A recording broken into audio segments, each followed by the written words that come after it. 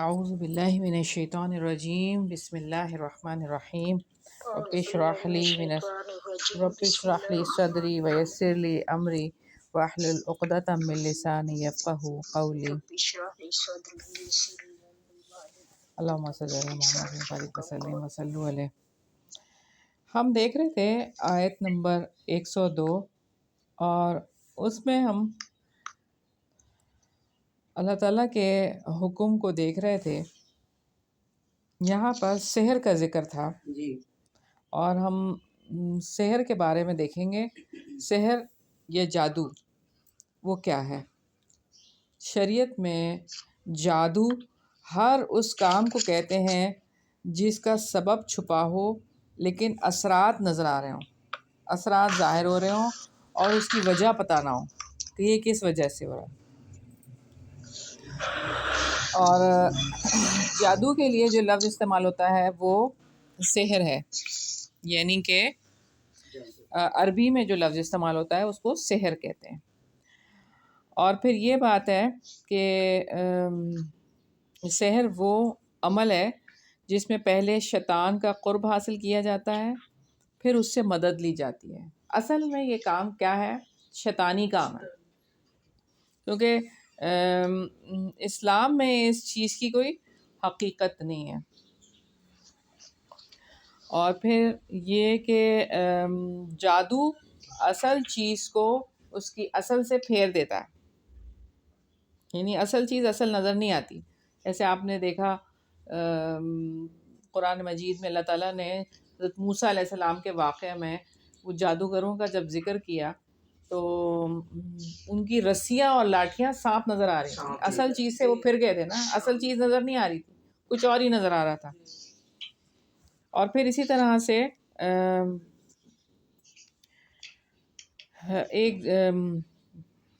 ایک قول یہ بھی ہے کہ سحر کا لفظ مختلف معنی میں استعمال ہوتا ہے۔ اول دھوکہ اور بے حقیقت تخیلات پر بولا جاتا ہے، یعنی دھوکہ دینا اور جس کی کوئی حقیقت نہ ہو ان باتوں پر کہا جاتا ہے کہ یہ تو جادو ہے، یہ تو سحر ہے۔ اچھا، جیسا کہ ایک قوم کا خیال ہے کہ سحر باطل کو حق کی شکل میں پیش کرتا ہے، یعنی جادو کیا ہے کہ جو غلط چیز ہوتی ہے اس کو سچ بنا کے پیش کیا جاتا ہے، اس کو حق بنا کے پیش کیا جاتا ہے۔ اسلام جادو کے بارے میں کیا کہتا ہے؟ سیدنا ابو ہریرہ رضی اللہ عنہ سے روایت ہے کہ نبی پاک صلی اللہ علیہ وسلم نے فرمایا کہ 7 مہلک گناہوں سے بچو۔ صحابہ کرام نے عرض کیا کہ وہ کون سے ہیں؟ تو رسول اللہ صلی اللہ علیہ وسلم نے فرمایا کہ اللہ تعالیٰ کے ساتھ شرک کرنا، جادو کرنا، ناحق کسی کی جان لینا جو اللہ تعالیٰ نے حرام کیا ہے، سود کھانا، یتیم کا مال کھانا، جنگ کے دن پیٹھ پھیرنا اور پاک دامن غافل مومن عورتوں پر تہمت لگانا۔ تو یہ 7 کام ہیں کہ جن کے لیے اللہ تعالیٰ کے نبی صلی اللہ علیہ وسلم نے منع فرمایا ہے کہ یہ گناہ ہیں، بہت زیادہ مہلک گناہ ہیں، ان سے بچو۔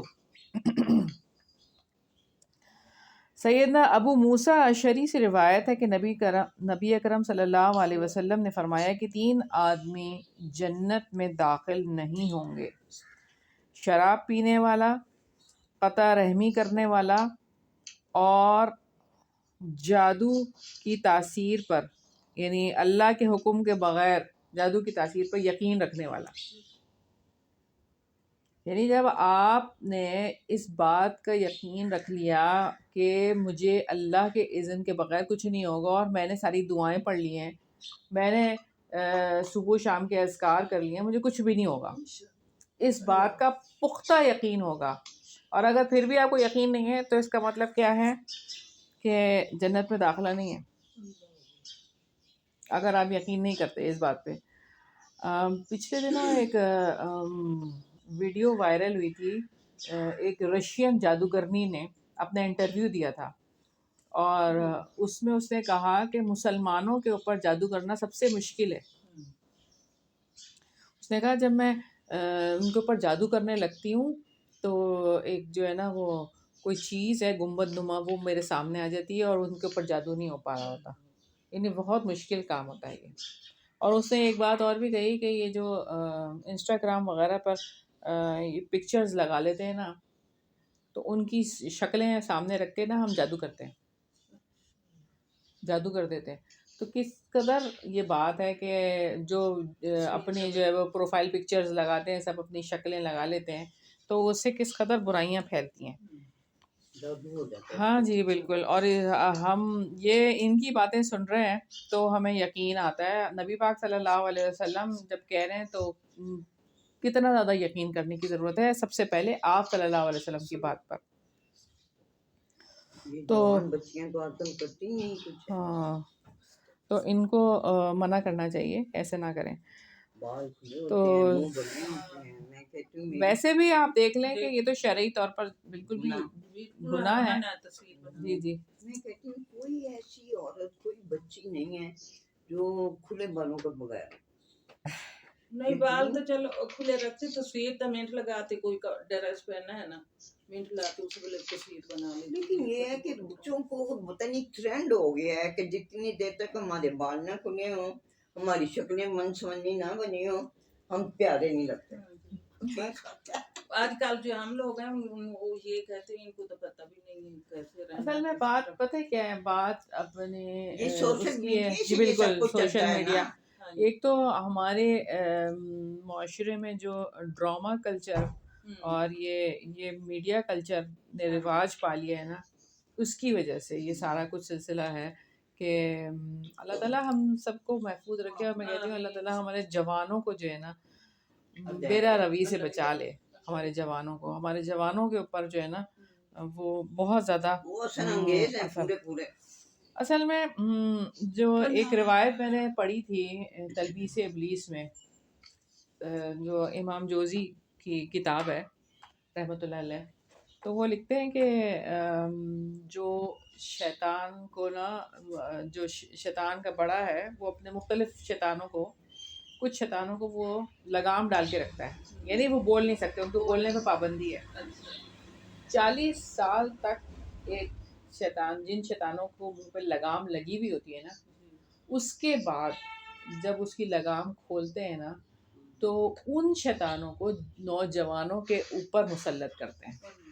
اب آپ سوچ کے دیکھیں جو 40 سال تک جس کی زبان بند ہے تو کتنا بولے گا، زبان کھلتے وہ کتنا بولے گا، تو کتنا اس کو ورغلائے گا، پھر اس بچی کو یا بچے کو کتنا ورغلائے گا.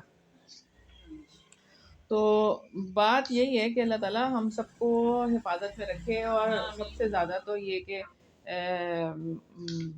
ہمیں توفیق دیں اللہ تعالیٰ کہ ہم ان چیزوں سے بچنے کے لیے وہ طریقے اختیار کریں جن کا جو ہے وہ آپ صلی اللہ علیہ وسلم نے ہمیں کرنے کے لیے حکم دیا.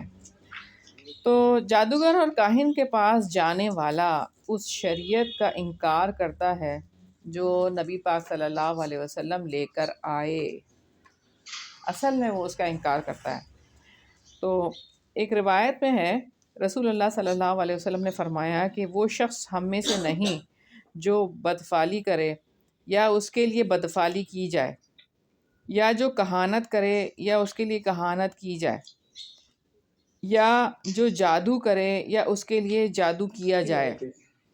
اور جو شخص کسی کاہن کے پاس گیا اور اس نے اس کی بات کی تصدیق کی تو اس نے محمد صلی اللہ علیہ وسلم پر نازل شدہ شریعت کا انکار کیا. یعنی صرف اس کو کہا کہ اچھا ہاں یہ بات ہے، یعنی تصدیق کر دی، یعنی کہ اس کو سچ مان لیا اس کی بات کو. کاہن کی بات، کاہن کون ہوتا ہے؟ جو غیب کی خبریں بتانے والا ہوتا ہے. تو دراصل اس نے آپ صلی اللہ علیہ وسلم کی شریعت کا انکار کر دیا. غیب کی خبریں کوئی نہیں بتا سکتا. جادوگر واجب القتل ہے. جادوگر اگر اسلامی شریعت ہو اور وہ جادو جو ہے وہ اس نے کیا ہو تو اسلامی لاء کے مطابق اس کو قتل کرنے کا حکم ہے کہ اس کو قتل کر دیا جائے.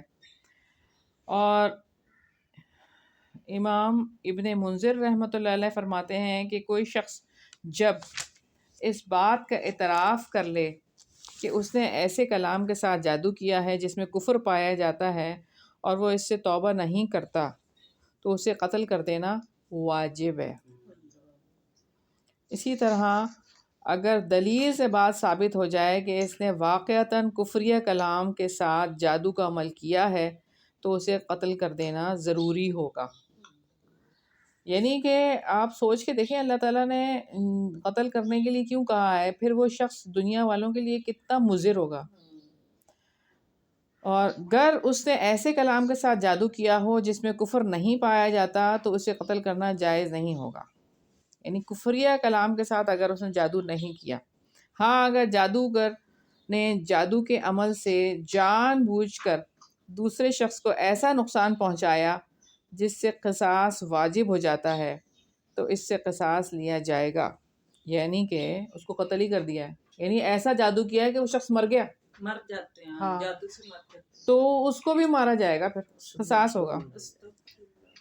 تو جو کروا رہا ہے نا ہاں وہ اپنی دشمنی کی وجہ سے اس کے لیے ایسا سلوک کروا رہا ہے، تو وہ جو کروا رہا ہے تو اس کا کیا حشر ہوگا یہ بھی تو سوچے نا آپ۔ اور اگر نقصان سے قصاص لازم نہیں آتا تو اسے دیت وصول کی جائے گی، یعنی پھر مال لیا جائے گا اس کے لیے اس سے، اگر قصاص نہیں تو۔ اچھا پھر ایک اور روایت سے ہمیں پتہ چلتا ہے کہ احنف بن قیس کے چچا حز بن معاویہ کا کاتب تھا، یعنی کہ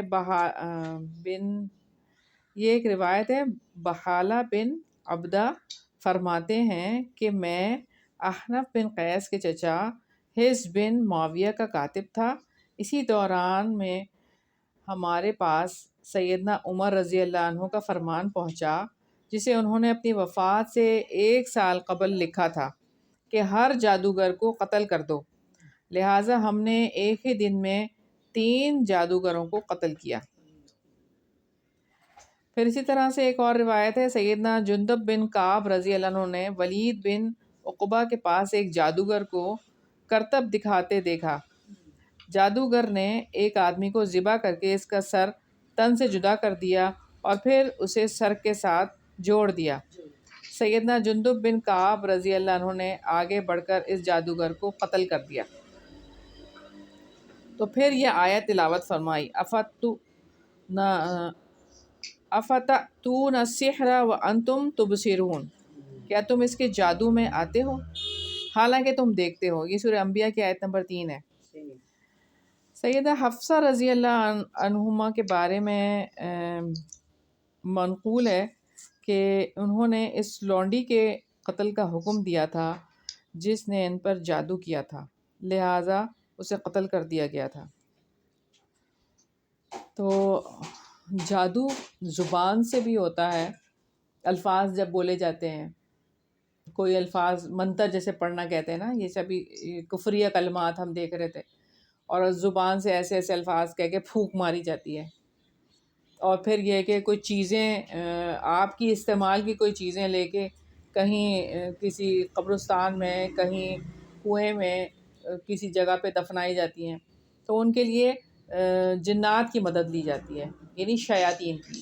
دیکھیں ہر جن جو ہے وہ شیطان نہیں ہوتا، جنات مسلمان بھی ہیں، اور جو جنات مسلمان ہیں ان کو جن اور جنی کہا جاتا ہے، اور جو مسلمان نہیں ہیں ان کو شیاطین کہتے ہیں، تو وہ ان کی مدد لی جاتی ہے اور ان کو خوش کیا جاتا ہے پہلے، اور بہت ایسی ایسی حرکتیں کی جاتی ہیں، شدید کبیرہ گناہ کیے جاتے ہیں ان کو خوش کرنے کے لیے، تو جب وہ خوش ہوتے ہیں تو پھر جادوگر جادو کر سکتا ہے، اس سے پہلے نہیں ہو سکتا۔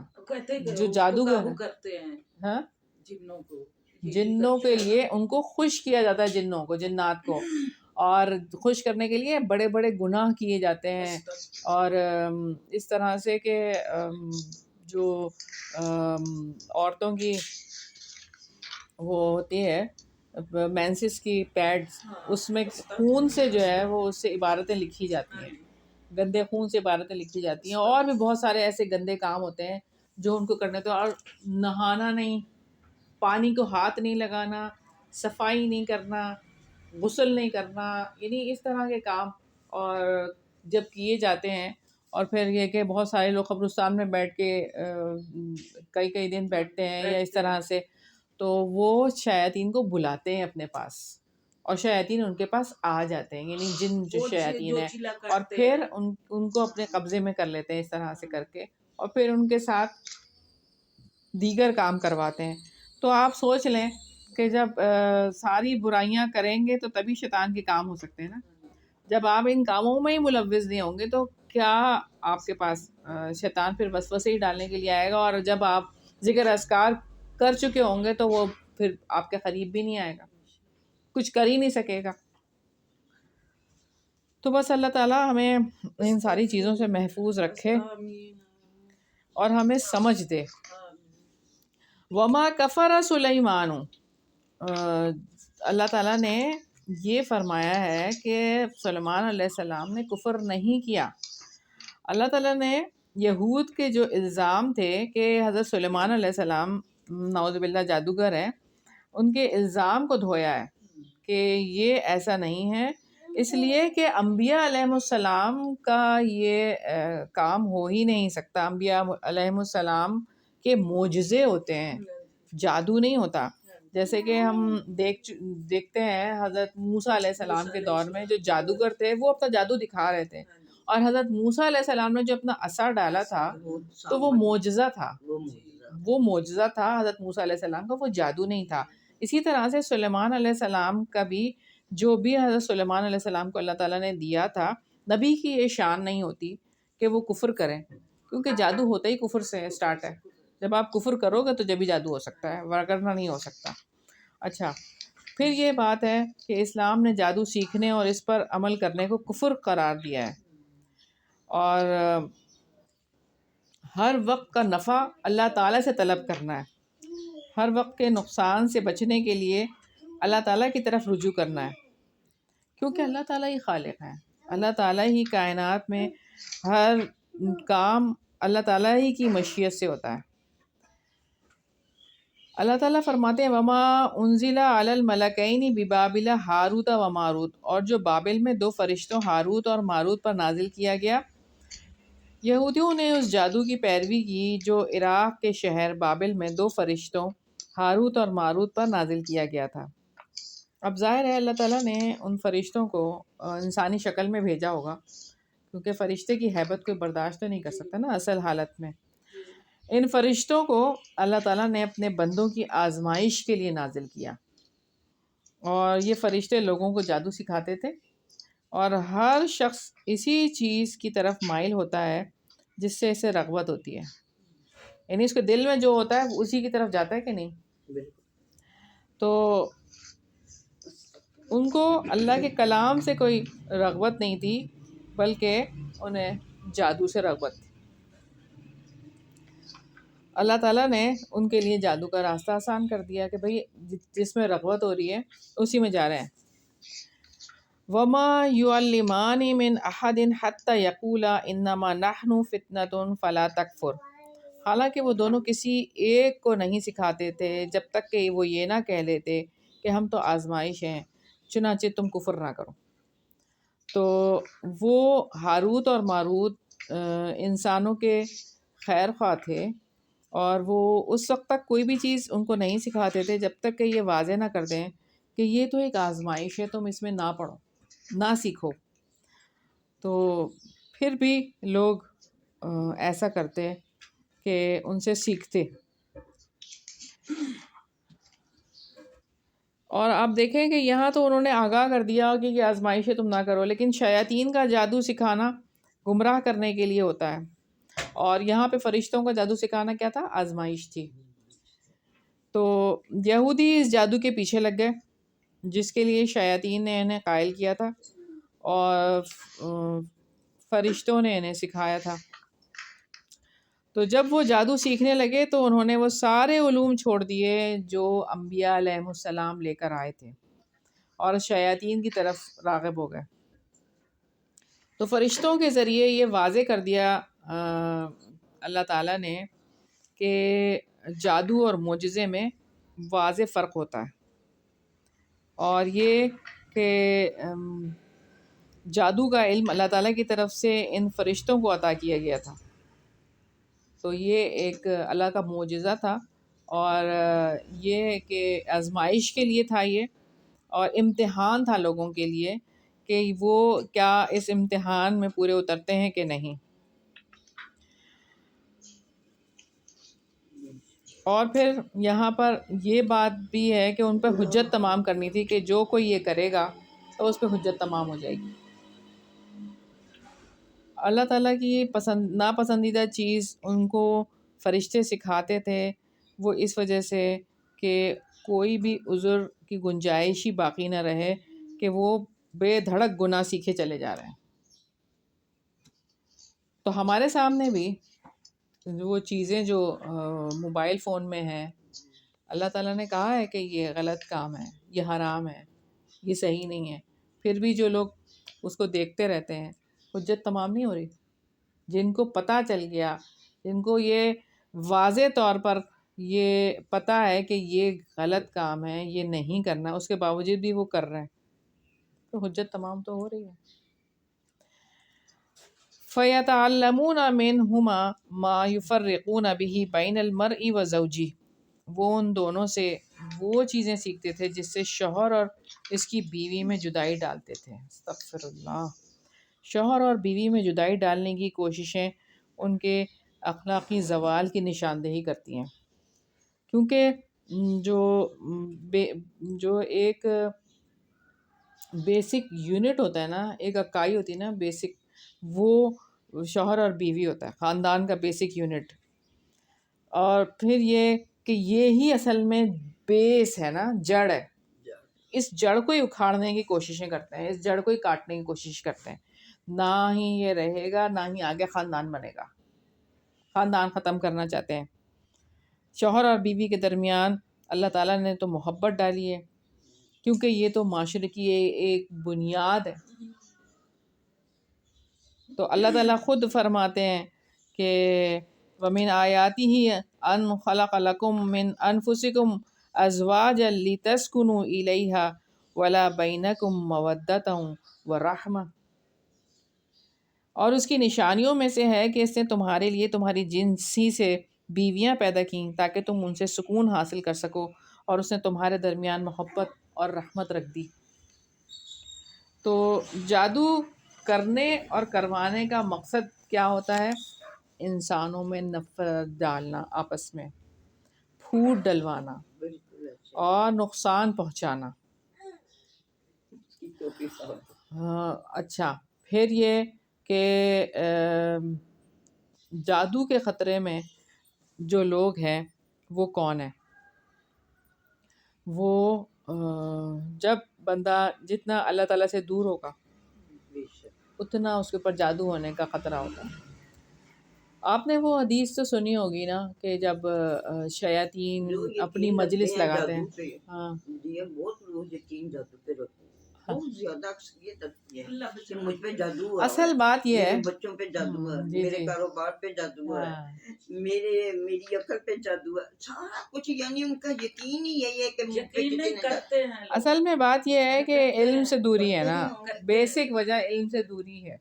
علم سے دوری ہے، جب آپ قرآن سے دور ہو جائیں گے تو آپ انہی چیزوں کے پیچھے لگ جائیں گے۔ بس وسیع آتے ہیں نا، پھر اسی سے بے پکے ہو جائیں گے۔ جو جس کے ساتھ ہو جائے اور آنکھوں سے دیکھ لے تو پھر اس کا جو دماغ ہے نا اسی سائڈ پہ لگ جاتا ہے۔ اچھا ٹھیک ہے، اگر ہو بھی گیا بالفرض، دیکھیں ایک چیز ہے کہ دنیا ہے اور ہم یہاں پہ آزمائش میں ہیں، ٹھیک ہے، اور اگر بیماری بھی تو ہوتی ہے نا انسان کو، بڑی سے بڑی بیماری ہو جاتی ہے، اور اگر جادو ہو بھی گا تو جادو کو توڑنی ہے کیا؟ تو آپ دعائیں کریں، آپ اللہ تعالیٰ سے جڑ جائیں، مستقل مزاجی کے ساتھ جڑ جائیں، تو پھر کیا ہوگا؟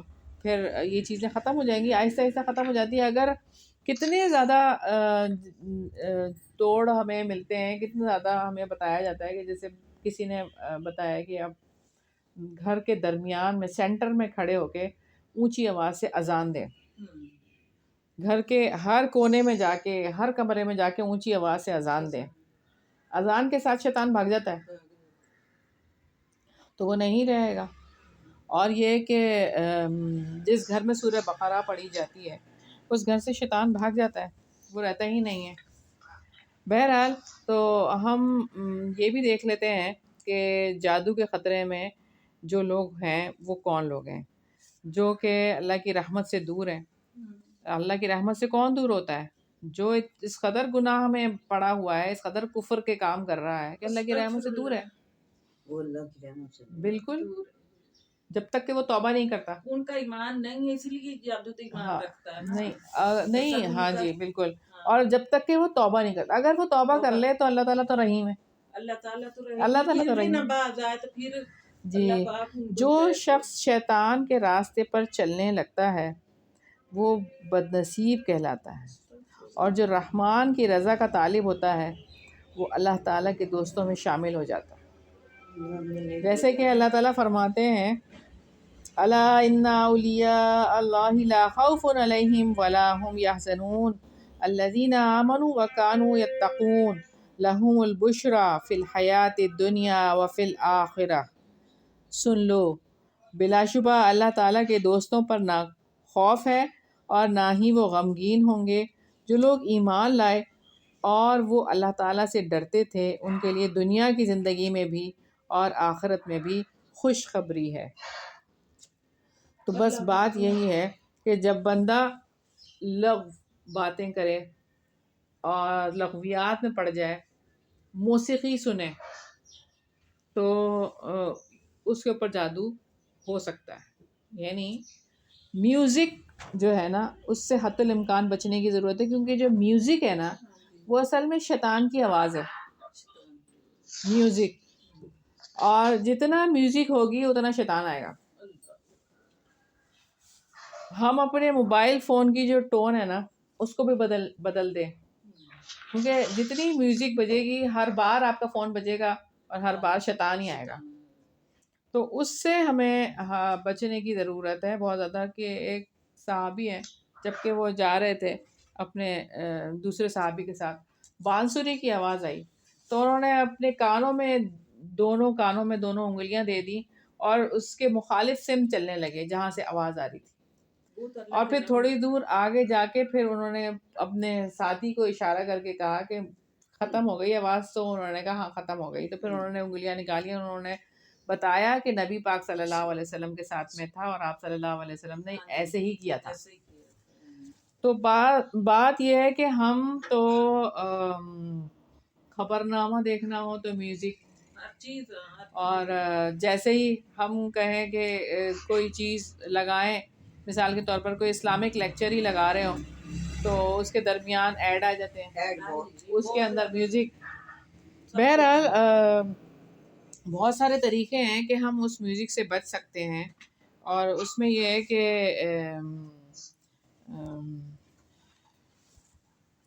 ایسے طریقے سیکھنے کی ضرورت ہے کہ ہم ان چیزوں کو استعمال کریں اس طرح سے کہ ہم میوزک نہ سن پائیں.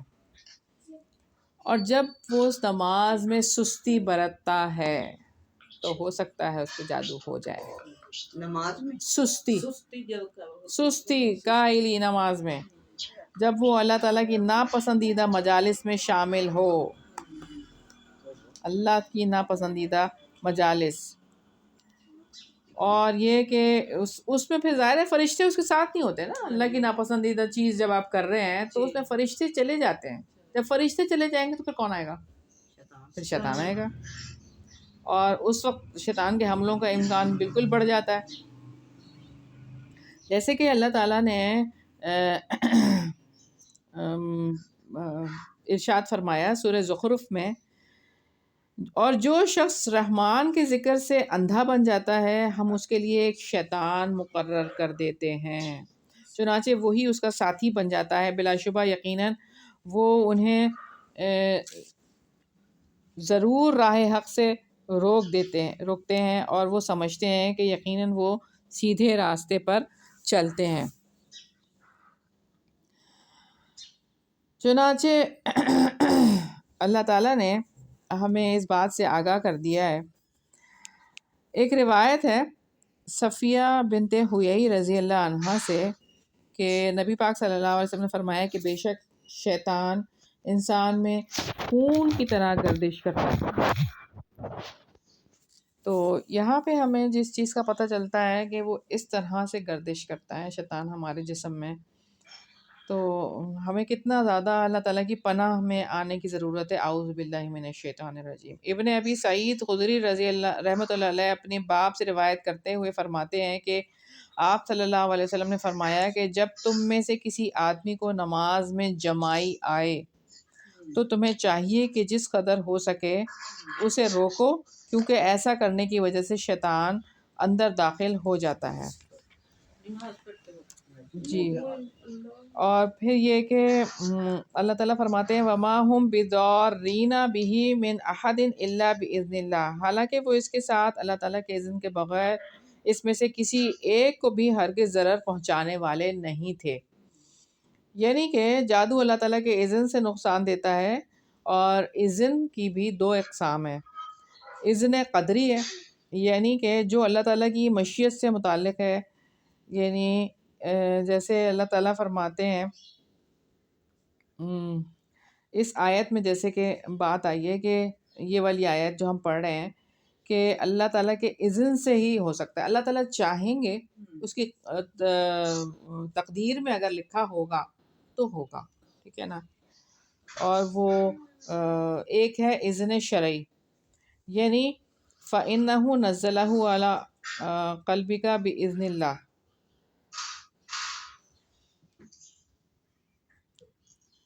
یعنی کہ اسباب کی قوت تاثیر خواہ کتنی ہی زیادہ کیوں نہ ہو، وہ ہر حال میں قضاء و قدر کے تابع ہوتے ہیں۔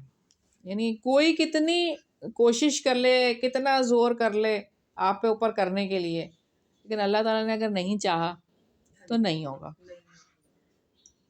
سر توڑ کوشش کر لے، جیسے وہ کہہ رہی ہے رشین جادوگرنی کہ میں کوشش کرتی ہوں لیکن ہوتا نہیں ہے، تو وہ جتنی سر توڑ کوئی بھی کوشش کر لے، اگر اللہ تعالیٰ نے نہیں اس کو کرنا، اذن نہیں ہے اللہ تعالیٰ تو نہیں ہوگا، اور اگر ہو بھی گیا تو اس کی مستقل تاثیر نہیں ہوتی۔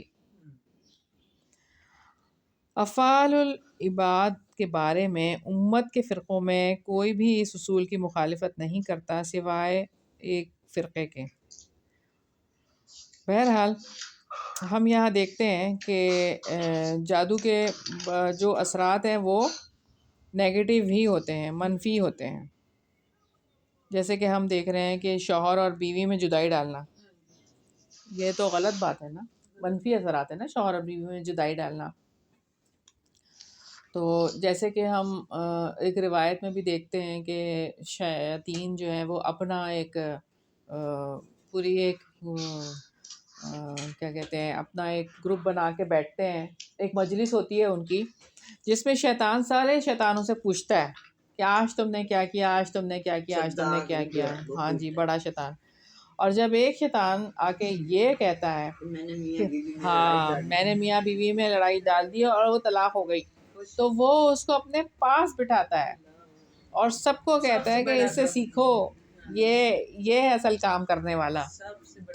واتبعوا ما تتلو الشياطين على ملك سليمان وما كفر سليمان ولكن الشياطين كفروا يعلمون الناس السحر وما أنزل على الملكين ببابل هاروت وماروت وما يعلمان من أحد حتى يقولا إنما نحن فتنة فلا تكفر فيتعلمون منهما ما يفرقون به بين المرء وزوجه وما هم بضارين به من أحد إلا بإذن الله ويتعلمون ما يضرهم ولا ينفعهم وَلَقَدْ عَلِمُوا لَمَنِ اشْتَرَاهُ مَا لَهُ فِي الْآخِرَةِ مِنْ خَلَاقٍ وَلَبِئْسَ مَا شَرَوْا بِهِ أَنفُسَهُمْ لَوْ كَانُوا يَعْلَمُونَ